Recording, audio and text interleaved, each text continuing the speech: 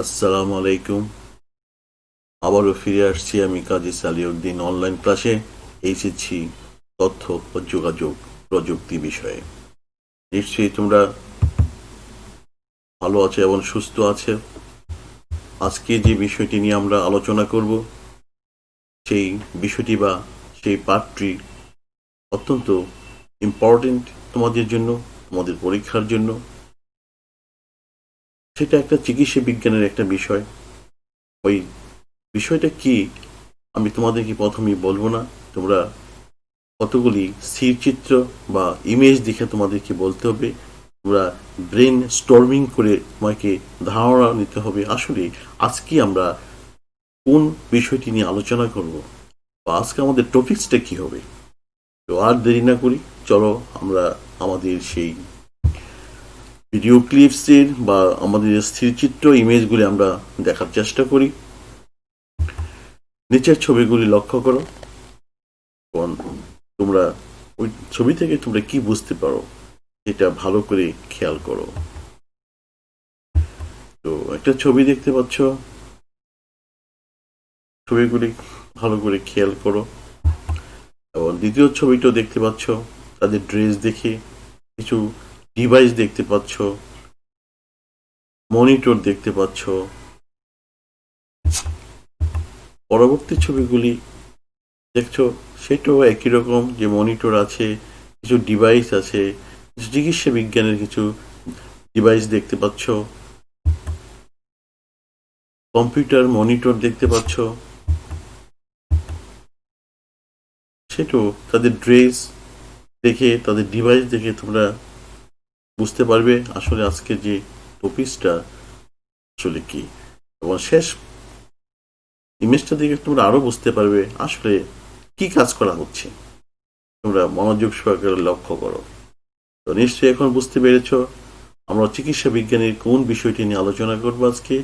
আমরা চিকিৎসা বিজ্ঞানের যে আজকে বিষয়টা হলো টেলিমেডিসিন। টেলিমেডিসিন আমাদের চিকিৎসা বিজ্ঞানের একটা নতুন দিগন্ত। এই টেলিমেডিসিন আমাদের জীবনকে পাল্টে দিয়েছে, সহজতর করে দিয়েছে। তো চলো টেলিমেডিসিন আসলে আমরা এক কথায় কি বলতে পারি আমরা সেই বিষয়টি লক্ষ্য করি বা দেখি, বা এই বিষয়ে পাঠ শেষে আমরা কি জানতে পারবো বা কি শিখতে পারবো সেই বিষয়টা গেলে প্রথমে আবার জানতে পারবো টেলিমেডিসিন কি। টেলিমেডিসিন বিষয়টা কি আমরা জানবো। টেলিমেডিসিন সুবিধাগুলি জানবো, তা প্রয়োগ ক্ষেত্র বা কিভাবে হয় সেই বিষয়ে আমরা জানার চেষ্টা করব। আর বাংলাদেশের প্রেক্ষিতে টেলিমেডিসিনের যে বাস্তবতা সম্পর্কে ধারণা লাভ আমরা করতে পারবো। আমাদের কতটুকু প্রয়োজন বাংলাদেশের প্রেক্ষিতে, বা আমরা কতটুকু অর্জন করতে পেরেছি সেই টেলিমেডিসিন ব্যবহার করে তথ্য প্রযুক্তির কল্যাণে, সেই বিষয়গুলি আমরা আজকে তোমাদের সামনে আলোচনা করব। তারপরে চলে আসো টেলিমেডিসিন কি, ডিফিনেশন বা সংজ্ঞা, তার বিষয়টা কি। যদি আমরা ছবিটা দেখি এবং বলি যে তথ্য প্রযুক্তির সাহায্যে রোগীকে চাক্ষুষ না দেখেও ওষুধ দেওয়ার ব্যবস্থাই হলো টেলিমেডিসিন। এই তথ্য প্রযুক্তির কল্যাণে আমাকে প্রযুক্তিকে ইউজ করতে হবে, কতগুলি ডিভাইসকে ইউজ করতে হবে, যার মাধ্যমে আমরা কোনো রোগীকে সরাসরি না দেখে যদি কোনো ডাক্তার কোনো ওষুধ প্রদান করে রোগীকে দেখতে পারে, বুঝতে পারে, সেই ব্যবস্থাটা হলো টেলিমেডিসিন। আমি বাংলাদেশে আছি, ডাক্তার আমেরিকাতে আছে, আমেরিকা থেকে বসে ডাক্তার যদি আমাকে পরখ করতে পারে, আমাকে দেখতে পারে, বুঝতে পারে, আমার কথা বুঝতে পারে, আমাকে দেখতে পারে, সেটা বুঝে আমাকে যদি ডাক্তার প্রেসক্রাইব করে, আমাকে ওষুধ দেয়, বলতে পারে, অ্যাডভাইস করে, সেই পদ্ধতিটা হলো টেলিমেডিসিন। আমরা এক কথায় বলতে পারি ডাক্তার এবং রোগী কাছাকাছি না থেকেও দূরে থেকেও যে সেবা প্রদান করা হয়, চিকিৎসা সেবা প্রদান করা হয়, সেটা হলো টেলিমেডিসিন। টেলিমেডিসিন এই সেবার মাধ্যমে বিভিন্ন অঞ্চলে অবস্থানরত ডাক্তারদের মধ্যে মত বিনিময়, চিকিৎসা শিক্ষা আদান প্রদান, রোগীর চিকিৎসা সেবার তথ্য সংরক্ষণ ও বিশ্লেষণ করা যায়। শুধু যে ডাক্তার এবং রোগীর মধ্যে লেনদেন হবে, ওষুধ দেওয়া নেওয়া হবে, জিজ্ঞাসা করবে, তা নয়। এই টেলিমেডিসিন যে প্রযুক্তির মাধ্যমে ডাক্তারদের সাথে আলাপ আলোচনা করতে পারে, মত বিনিময় করতে পারে, বা চিকিৎসা বিজ্ঞানের শিক্ষা প্রদান করতে পারে। এইসব তথ্য সংরক্ষণ বিশ্লেষণ করা বা করতে পারে, সেটা হলো টেলিমেডিসিন। আমরা বলতে পারি টেলিমেডিসিনের অবদান আমরা বলতে পারি। টেলিমেডিসিন তাহলে আমরা বলতে পারি টেলিমেডিসিন এক ধরনের সেবা। কি সেবা? চিকিৎসা বিজ্ঞানের একটা সেবা বা চিকিৎসা শাস্ত্রের একটা সেবা। তো এক কথা আমরা বলতে পারি টেলিমেডিসিন একটা চিকিৎসা সেবা বা টেলিমেডিসিন এক ধরনের সেবা। ব্যাখ্যা করো। তো পরীক্ষা তোমাদের আসতে পারে ক্ষয়ের কুসুম যে টেলিমেডিসিন কি। তোমার যদি বলো টেলিমেডিসিন একটা চিকিৎসা সেবা, তবে হবে। এবং কেমন চিকিৎসা সেবা? সেটা হলো যে রোগী এবং ডাক্তার সরাসরি না দেখে দূর থেকে যে সেবা প্রদান করে, সেটা হলো টেলিমেডিসিন। তাহলে টেলিমেডিসিনের যে সুবিধাগুলি কি, আমরা কি কি সুবিধা পেতে পারি টেলিমেডিসিন যে সুবিধাগুলি? তো এক নম্বর সুবিধা হলো ডাক্তারের চেম্বার বা হাসপাতালে না গিয়ে ঘরে বসে চিকিৎসক বা বিশেষজ্ঞ ডাক্তারের সেবা পাওয়া যায়। রোগী ঘরে বসেই তার প্রযুক্তির মাধ্যমে ডাক্তার এবং হসপিটালে না গিয়েই ডাক্তারের সাথে আলাপ করে তার সেবা প্রদান করতে পারে। তোমাদের একটা কথা বলে নিই যে টেলিমেডিসিনের যে ব্যবহারটা, তথ্য প্রযুক্তির কথা বলেছি। আসলে তথ্য প্রযুক্তির কি তথ্য প্রযুক্তি লাগবে? আমাদের কম্পিউটার লাগবে, আমাদের টেলিফোন লাগবে, আমাদের ভিডিও লাগবে। তো এই তিনটার সমন্বয়ে যে বিষয়টা হচ্ছে সেটা টেলিমেডিসিন। আমাকে ডাক্তারের সাথে কথা বলতে হলে আমাকে টেলিফোন লাগবে, আমাকে মোবাইল লাগবে। আবার যদি আমাকে সরাসরি দেখতে চায় তাহলে আমাকে আমার ছবিও দেখতে হবে। তাহলে আমরা বলতে পারি টেলিমেডিসিন হলো যে তথ্য প্রযুক্তি যে জায়গায় টেলিকনফারেন্সিং এবং ভিডিও কনফারেন্সিং ব্যবহার করে রোগী এবং ডাক্তারের সাথে যে সেবা প্রদান করে, সেটা হলো টেলিমেডিসিন। আবারও বলছি যে যদি আমি পূর্ণাঙ্গভাবে ডিফিনেশনটা দিতে চাই, তাহলে আমরা বলতে পারি যে টেলিকনফারেন্সিং এবং ভিডিও কনফারেন্সির মাধ্যমে রোগী এবং ডাক্তার দূরে থেকেও যে চিকিৎসা প্রদান করতে পারে, সেটা হলো টেলিমেডিসিন। এটাই বলছি, ডাক্তার চেম্বারে না গিয়ে হসপিটালে না গিয়ে রোগী ঘরে বসে সেবা প্রদান করতে পারে এই প্রযুক্তির মাধ্যমে। তো 2 নম্বরে আমাদের সুবিধা কি হইতে পারে? স্বল্প ব্যয় দ্রুত চিকিৎসা সেবা পাওয়া যায়।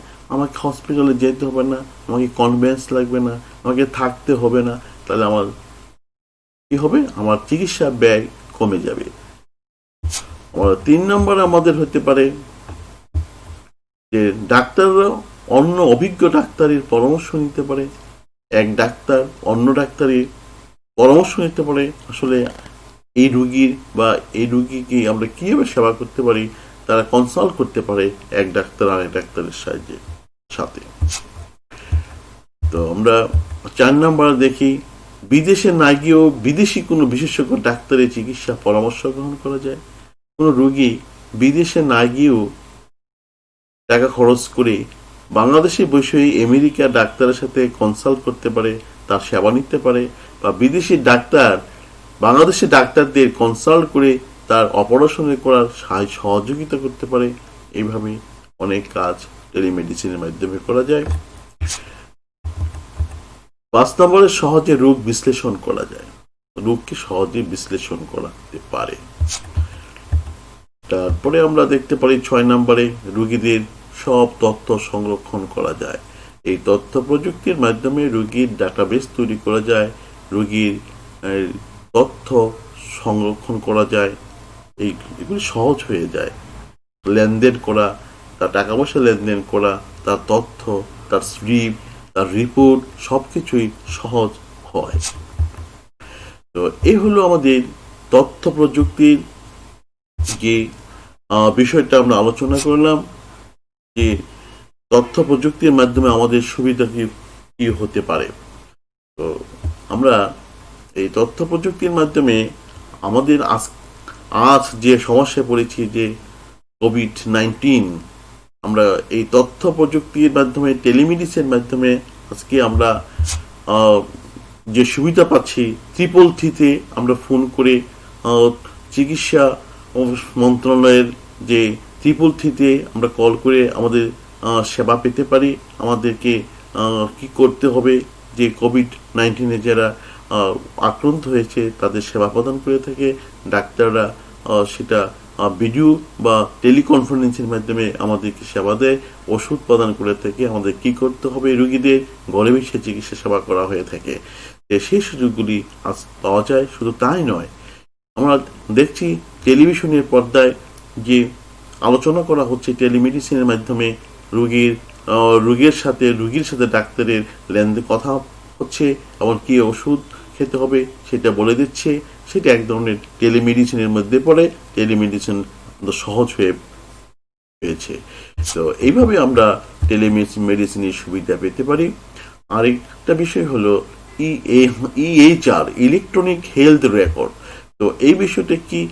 এই বিষয়টা হল তথ্য প্রযুক্তি একটা বিষয় যে রেকর্ড করায় হেলথ সেক্টরে, চিকিৎসা শাস্ত্রের, চিকিৎসা বিজ্ঞানের যত ডেটা আছে, যত তথ্য আছে, আমরা সহজেই সেগুলি এই একটা ডেটাবেস তৈরি করতে পারি। যেমন আগে বলেছি যে ইলেকট্রনিক হেলথ রেকর্ড মানে ডাটাবেজের মাধ্যমে, কম্পিউটারের মাধ্যমে আমরা রিপোর্ট তৈরি করতে পারি। একটা রোগীর বা কি কি সমস্যা হয়েছে, কখন ভর্তি হয়েছে, তার কোন ডাক্তার দেখেছে, কি রিপোর্ট দিয়েছে, তার কি অ্যাডভাইস দিয়েছে,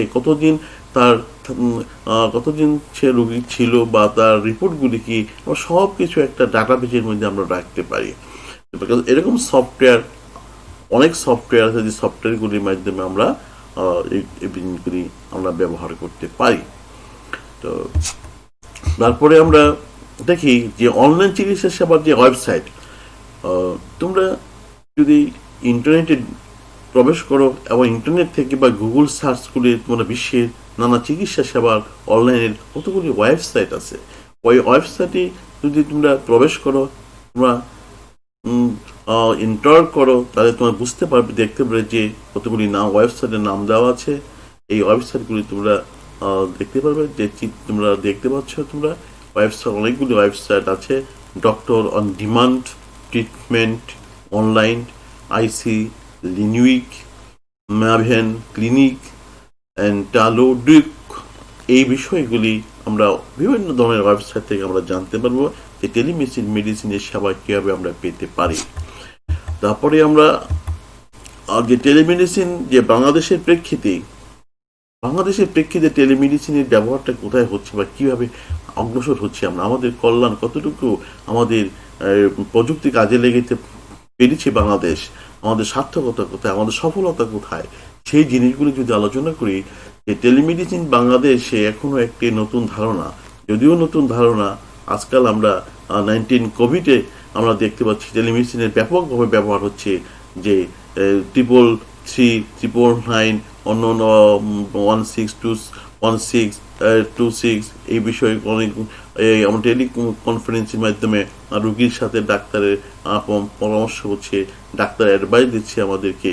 তো এই সেবাগুলি আমরা 24 ঘন্টা পাচ্ছি, এই মোবাইলের মাধ্যমে ডাক্তারদের সাথে আলাপ করতে পারছি। বাংলাদেশে এই বিষয়টা আজকাল বেশ প্রচলিত হচ্ছে, ব্যবহার হচ্ছে। পাশাপাশি ভিডিও কনফারেন্সের মাধ্যমে চিকিৎসা প্রদান করা হচ্ছে, সেটাও আমাদের হচ্ছে। এবং অনেক হসপিটাল আছে, প্রাইভেটভাবে অনেক প্রতিষ্ঠান আছে যেগুলি ভিডিও কনফারেন্সের মাধ্যমে ডাক্তার, দেশীয় ডাক্তার, বিদেশি বিশেষজ্ঞদের সাথে আলাপ আলোচনা করতে পারে। তো আমরা অনেক হসপিটাল আছে বাংলাদেশে, যে হসপিটালগুলিতে টেলিমেডিসিনের সেবা প্রদান করছে। তো উপজেলা এবং জেলা স্তরের সরকারি বেসরকারি হাসপাতালগুলিতে ধীরে ধীরে এই সেবা চালু হচ্ছে। বাংলাদেশের যদি তথ্য করা হয়, বাংলাদেশে যে দেশের প্রথম টেলিমেডিসিন সেবা কেন্দ্র চালু করা হয় যশোরের ইউনিয়ন তথ্য সেবা কেন্দ্রে। যে বাংলাদেশের প্রথম টেলিমেডিসিনে যে সেবা প্রদান করা হয় সেটা হলো যশোরে ইউনিয়ন তথ্য সেবা কেন্দ্র। তো বাংলাদেশের যে ইউনিয়ন তথ্য সেবা কেন্দ্রগুলিতে টেলিমেডিসিনের ব্যবহার হচ্ছে। দেশের 22টি ইউনিয়ন তথ্য ও সেবা কেন্দ্রেও টেলিমেডিসিন সেবা দেওয়া হচ্ছে স্কাইপি ভিডিও কনফারেন্সি ব্যবহার করে। স্বাস্থ্য অধিদপ্তর MIS বিভাগে বসে চিকিৎসকগণ বিনামূল্যে প্রতি কর্মদিবসে এই সেবা দিচ্ছেন। বিশাল একটা সাকসেস, বিশাল একটা পাওয়া। আমাদের বর্তমান সরকার ইউনিয়ন পর্যায়ে তথ্য কেন্দ্র করেছে এবং তথ্য কেন্দ্রগুলিতে টেলিমেডিসিন সেবা প্রদান করছে। বিশেষজ্ঞ ডাক্তার ঢাকা থেকে এইসব রোগীকে সেবা দিচ্ছে। তো আমরা বলবো এটা বাংলাদেশের জন্য প্রযুক্তির ক্ষেত্রে বা ডিজিটাল বাংলাদেশের ক্ষেত্রে অত্যন্ত আমাদের সফলতা, আমাদের সফল আমরা বলবো। তারপরে চলে যাই যে ইতিমধ্যে আমরা বলেছি যে কমিউনিটি ক্লিনিকগুলিতে ওয়েব ক্যামেরা যুক্ত হাজার হাজার মিনি ল্যাপটপ কম্পিউটার সরবরাহ করা হয়েছে, যা প্রক্রিয়া চলমান রয়েছে। অনেক ক্লিনিকে বা ক্লিনিকগুলিতে কমিউনিটি ক্লিনিকগুলিতে ল্যাপটপ যে তথ্য প্রযুক্তির বিষয়গুলি দেওয়া হচ্ছে, ল্যাপটপ কম্পিউটার, যাতে ওয়াইফাই কানেকশন দেওয়া হচ্ছে, যে ইন্টারনেট ব্যবহার করা হচ্ছে, টেলিকনফারেন্স এবং ভিডিও কনফারেন্সের মাধ্যমে সেবা প্রদান করা যায়, সেই চেষ্টা চলছে সারা বাংলাদেশে। আমাদের আজকের সরকার সেই কাজগুলি করে যাচ্ছে।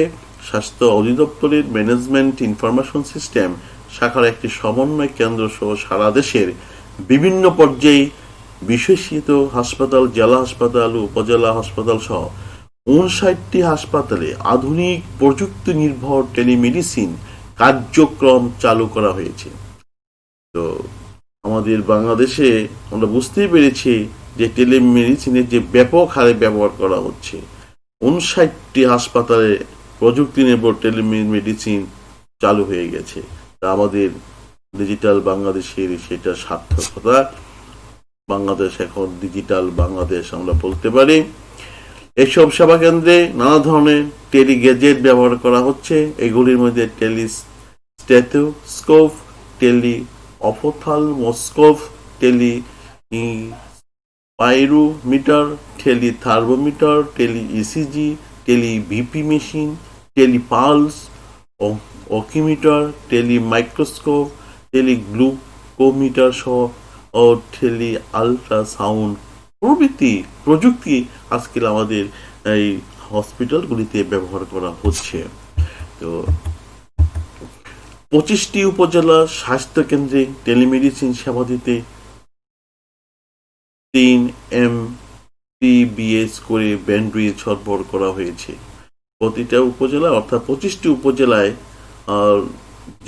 উপজেলায় ইন্টারনেট সংযোগ দেওয়া হচ্ছে, ওয়াইফাই দেওয়া হচ্ছে, যেমন ফ্রি দেওয়া হচ্ছে 3 Mbps ব্যান্ডউইথ দেওয়া হচ্ছে। যে ইন্টারনেটের স্পিড কত হবে, স্পিড এরকম MPPS ব্যান্ডউইথ মানে স্পিড, ইন্টারনেটের স্পিড প্রদান করা হয়েছে, যাতে এই সরাসরি কথা বলতে পারে, ভিডিও কনফারেন্সিং করতে পারে। তো বঙ্গবন্ধু শেখ মুজিব মেডিকেল বিশ্ববিদ্যালয়, Dhaka medical college hospital, Shaheed Suhrawardy medical college hospital সহ 11টি হসপিটাল ও প্রতিষ্ঠান প্রতিদিন 25টি উপজেলা কমপ্লেক্স গ্রাম থেকে আগত রোগীদের বিনামূল্যে টেলিমেডিসিনে চিকিৎসা সেবা দিচ্ছে। তো এটা আমাদের জন্য একটা সুখবর।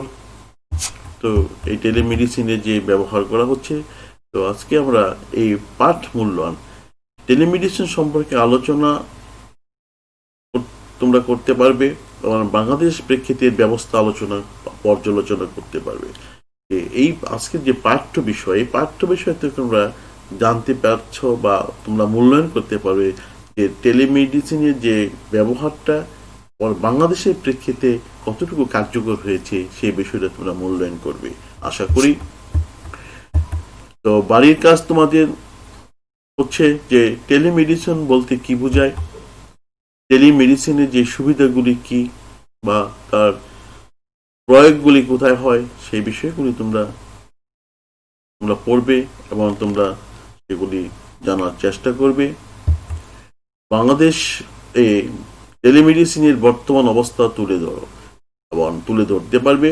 যে বাংলাদেশের যে টেলিমেডিসিনের যে ব্যাপকভাবে ব্যবহার করা হচ্ছে কোথায় কোথায় এবং কতটুকু সফলতা হচ্ছে সেই বিষয়গুলি তোমরা তুলে ধরবে এবং চার্ট করে তোমরা আমাদেরকে দেখাবে পরবর্তী ক্লাসে। তোমাদের এইটা হলো বাড়ির ক্লাস। আজকে আমরা আর বেশি সামনের দিকে আমরা অগ্রসর হব না। আজকে আমাদের পাঠ্য বা পাঠ এখানেই শেষ করছি। সবাইকে ধন্যবাদ জানিয়ে এখানেই শেষ করছি। আল্লাহ হাফেজ। সবাই সুস্থ থাকো, ভালো থাকো।